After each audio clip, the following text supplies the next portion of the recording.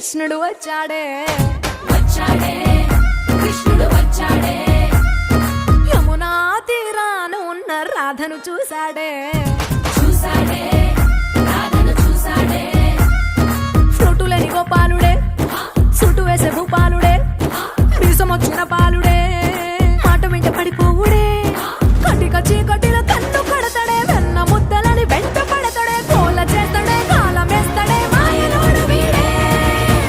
high Brindavanam నుంచి కృష్ణుడు వచ్చాడే వచ్చాడే